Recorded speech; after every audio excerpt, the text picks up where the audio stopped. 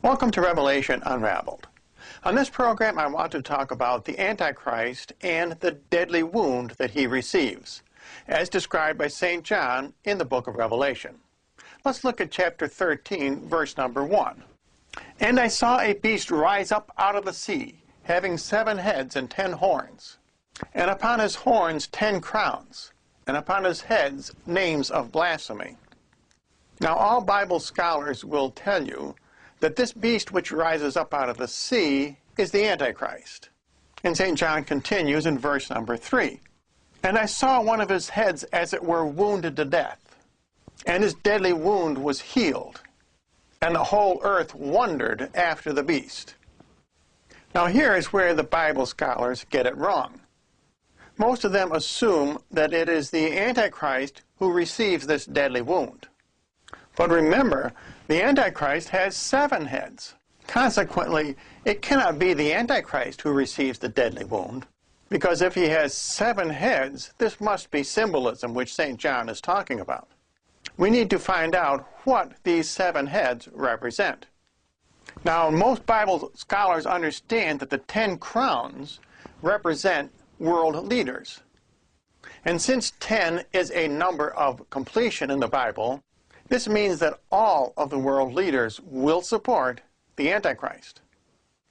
But the 7 heads Bible scholars have a much more difficult time with.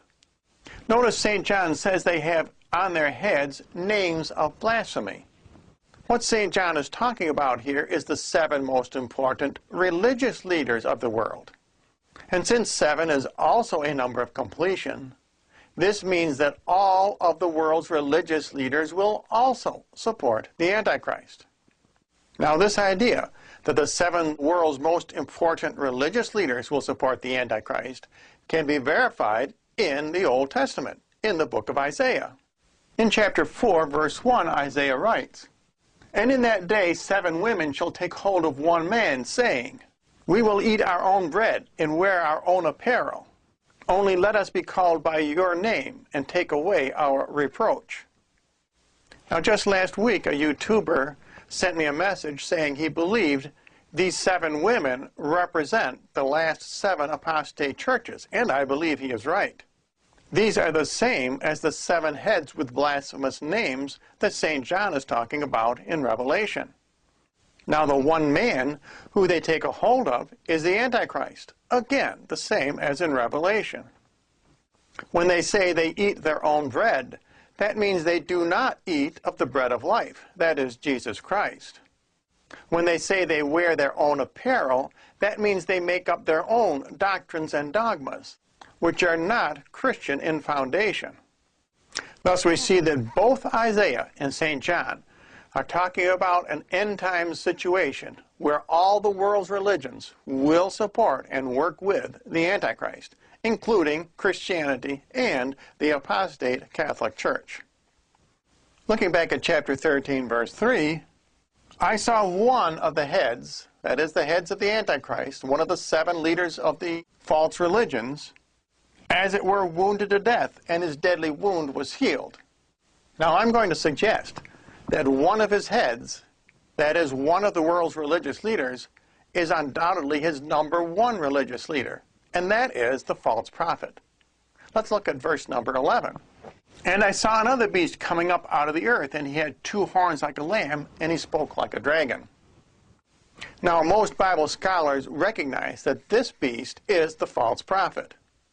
And St. John continues, And he exercised all the power of the first beast in his sight, and he caused the earth and all that dwell therein to worship the first beast, whose deadly wound was healed. Now I admit, this sounds as if it might be the Antichrist whose wound is healed. But remember, it is one of his 7 heads whose wound is healed. We need to recognize that this deadly wound to one of the Antichrist's 7 heads is a phony wound. And I saw one of his heads as it were wounded to death. In other words, this is a big scheme between the Antichrist and the false prophet. And St. John writes, the whole earth wondered after the beast. In other words, the false prophet is wounded to death, as it were, The Antichrist heals him and is therefore declared divine by the false prophet. So I hope this program cleared up some misconceptions about the Antichrist and the deadly wound he receives. It is actually the false prophet who receives the phony deadly wound. And the false prophet is one of the 7 heads of the Antichrist. And the 7 heads of the Antichrist are the same as the 7 women in Isaiah. Both 7s represent the apostate churches of the end times. And if you would like more information, simply write to the address you see on your screen.